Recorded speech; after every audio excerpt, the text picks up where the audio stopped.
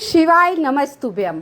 आज बहुत ही प्यारा सा दिन है, आषाढ़ मास की चतुर्दशी। आषाढ़ मास समाप्त हो जाएगा। चतुर्दशी शनिवार का दिन है। बहुत ही विशेष उपाय इस वीडियो में बताऊंगी। मात्र 3 उपाय के बारे में बात करूंगी। मैं मीनाक्षी त्रिपाठी, अपराजिता 99 से। तो आइए, शनिवार का बहुत ही विशेष एक दीपक वाला उपाय जो आप घर पर भी कर सकते हैं और पीपल के वृक्ष के नीचे भी कर सकते हैं। क्योंकि बरसात का मौसम चल रहा है, बारिश हो रही हो, घर से बाहर नहीं निकल पाए, तो ये उपाय घर पे किस प्रकार करना है ये सब मैं आपको बताऊंगी। इसके लिए संपूर्ण जानकारी के लिए आपको पूरी वीडियो देखना बहुत ही आवश्यक है। तो आइए, एक दीपक लेंगे, मिट्टी का एक दीपक ले लीजिए आप। तो आज शनिवार का दिन है, तो शनिवार के दिन हमें सरसों की तेल का दीपक जलाना है, गोल बत्ती वाला। कौन सा? गोल बत्ती वाला। और थोड़ा सा काला तिल, 14 काला तिल ले लीजिए, काउंट कर लीजिए, टूटा फूटा नहीं होना चाहिए। काला तिल आप गिनकर 14 ले लीजिए और दीपक सरसों के तेल से भर लीजिए। उसके बाद उसमें गोल बत्ती का जोत रख दीजिए। अब आप चले जाइए पीपल के वृक्ष के नीचे और प्रज्वलित कर दीजिए। दीप ज्योतिर परब्रह्मा दीप ज्योतिर जनार्दना दीपो हरत मे पापम दी ज्योति नमस्तुते शुभम करोति कल्याणम आरोग्य धन संपदा शत्रु बुद्धि विनाशाय दीप ज्योति नमस्तुते। ये मंत्र जाप करते हुए अगर हम दीपक जलाते हैं तो हमारी आधी मनोकामना भगवान वैसे ही पूर्ण कर देते, हमारी पूजा को स्वीकार कर लेते, अग्निदेव भी प्रसन्न होते हैं। तो ये मंत्र जपते हुए हम दीपक वहाँ प्रज्वलित कर दिए। अब इसके बाद 7 तिल का आसन हम पीपल के वृक्ष के नीचे लगाएंगे। शनिवार का दिन है, चतुर्दशी है, तो सरसों के तेल का उपाय आवश्यक रहता है। ये उपाय रात्रि में करना है आपको, प्रदोष काल में, संध्या वेला में, जो अक्सर पीपल के वृक्ष के नीचे संध्या वेला में जलाई जाती है। तो वहाँ 7 तिल का आसन लगा देंगे और 7 तिल जलते हुए दीपक में आप डाल देंगे अपनी मनोकामना कहते हुए। तो ये पहला दीपक हमने वहाँ जला दिया पीपल वृक्ष के नीचे। हाँ, बरसात का दिन चल रहा है, आषाढ़ महीना है, तो अगर आप घर से बाहर नहीं जा पा रहे तो आपको ये दीपक घर पे कहाँ जलाना है?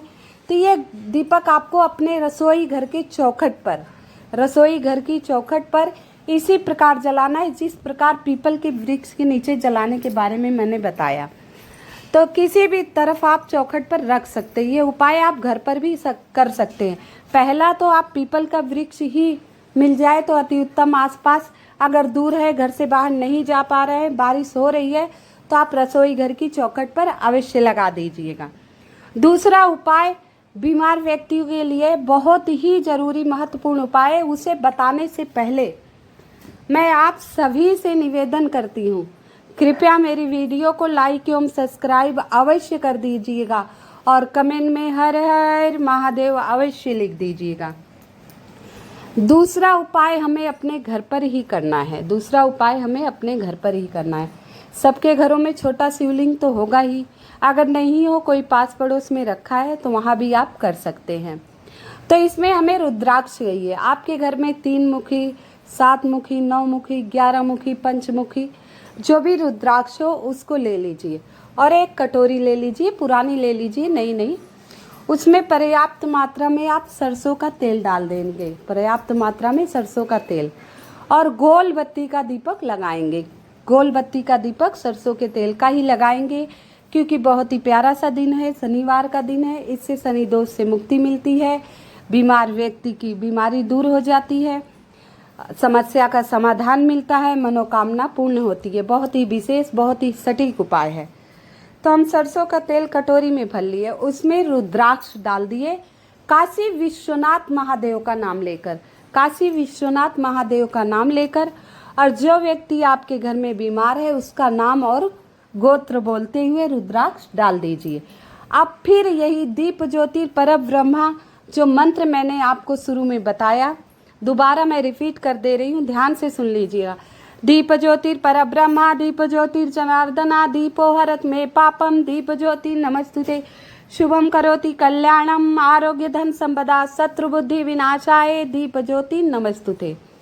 अब ये आप प्रज्वलित कर दिए। अब आपके पास जो महादेव का शिवलिंग है घर में, जहाँ महादेव की तस्वीर भी है, तो आप वहाँ ये दीपक अवधूतेश्वर महादेव के नाम का, अवधूतेश्वर महादेव का नाम लेते हुए ये दीपक वहाँ जला दीजिएगा।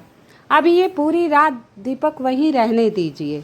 पूरी रात, आज शनिवार की रात, दीपक आप वहीं रहने दीजिएगा। ये उपाय आपको प्रदोष काल में करना है। प्रदोष काल सूर्य अस्त से 45 मिनट पहले और 45 मिनट बाद तक प्रदोष काल रहता है, तो आप 7:30 तक कर लीजिएगा ये उपाय। पूरी रात इसे रहने दीजिए। अब रविवार के दिन रुद्राक्ष निकाल लीजिए धुलकर जहाँ से आपने रुद्राक्ष अपने घर में लिया था वहीं उसी स्थान पर दोबारा उस रुद्राक्ष को आप रख देंगे। और सरसों का तेल जो इसमें बचा हुआ है वो 1 सीसी ले लेंगे। 1 सीसी ले लेंगे। जब हम जो तो जला रहे थे तो बीमार व्यक्ति का नाम और गोत्र अवश्य बोलना है, ध्यान रखना ये बात। काशी विश्वनाथ महादेव का नाम लेना है। प्रज्वलित करने के बाद जब महादेव के पास रखेंगे तो अवधूतेश्वर महादेव का नाम लेना है। और फिर रविवार के दिन रुद्राक्ष धुलकर जिस स्थान से आपने उठाया है उस स्थान पर आप रख आएंगे। और सरसों का तेल जो दीपक में बचा हुआ है उसे एक छोटी सी शीशी में भर लीजिएगा। वो बीमार व्यक्ति को जहाँ भी दिक्कत है, जहाँ भी प्रॉब्लम है, अगर मालिश करने को मना है तो 2-4 बूंद हल्का सा उस स्थान पे लगा दीजिए जहाँ उसको समस्या है जिस चीज़ की। तो आप ये धीरे धीरे कर जब तक ये तेल चले हल्का हल्का उसी स्थान पर लगा देना, क्योंकि पूरी रात रुद्राक्ष था, अवधूतेश्वर महादेव के नाम से हमने दीपक प्रज्वलित किया था और चतुर्दशी का दिन था। बीमारी राहु केतु और शनि के प्रकोप से ही होती है, तो ये सारी बीमारियों को दूर करेगा। हर उपाय हमें पूर्णतः विश्वास एवं श्रद्धा से करें तो धीरे धीरे आराम होता चला जाता है। ये नहीं कि आज उपाय किए कल ही बंदा ठीक हो जाए, धीरे धीरे समस्या का समाधान मिल जाता है, दवाइयाँ काम करने लगती हैं, दुआओं में असर आने लगता है। तो ये उपाय आप अवश्य करिएगा। आइए बहुत ही प्यारा सा छोटा सा एक उपाय और बताएंगे। आज शनिवार का दिन है तो ये उपाय तो अवश्य बताना चाहिए। हम शनि मंदिर जाते हैं शनिवार के दिन शनि देव को तेल चढ़ाने, तो हमें सरसों का तेल, गोल बत्ती का दीपक, थोड़ा सा गुड़, साबुत उड़द, काली और काला तिल अवश्य लेकर जाना चाहिए। पहले तो हम शनि मंदिर जाएंगे। ओम प्रां प्रीं प्रौष शनिश्चराय नमः। ओम प्रां प्रीं प्रौष शनिश्चराय नमः। ये जाप करते हुए धीरे धीरे सारा जो सरसों का तेल ले गए हैं उसे चढ़ा दीजिएगा और थोड़ा सा काला तिल और खड़ी उड़द चढ़ा दिए। उसके बाद एक दीपक वहीं लीजिए, गोल बत्ती रखिए, 14 या 21 काले तिल उस दीपक में डालेंगे और 7 साबुत उड़द की दाल और दीपक वहाँ प्रज्वलित कर दीजिए। अब उसके बाद शनि देव के पास दीपक प्रज्वलित कर दीजिए और इस मंत्र का जाप कर लीजिएगा। ओम प्रां प्रीं प्रौष शनिश्चराय नमः। ओम प्रां प्रीं प्रौष शनिश्चराय नमः। इसका जाप करते हुए 7 परिक्रमा करिए। इसके बाद आपको हनुमान मंदिर जाना है। कभी भी शनि मंदिर जाने के बाद हनुमान मंदिर अवश्य जाना चाहिए, क्योंकि ये वरदान है शनि देव को हनुमान जी का, जो मेरी पूजा करने के बाद आपके श्री चरणों में जाएगा वो शनि देव से सदा मुक्त रहेगा।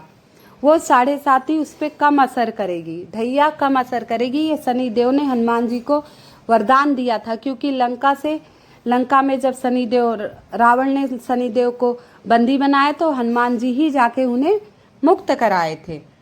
तो इसके बाद हनुमान मंदिर जाइए, वहाँ भी एक सरसों के तेल का दीपक प्रज्वलित करिए और बैठकर हनुमान चालीसा का पाठ कर लीजिए। इसके बाद अपनी मनोकामना कह दीजिएगा। मात्र इतना करने से आपकी सारी मनोकामनाएं पूर्ण हो जाएगी।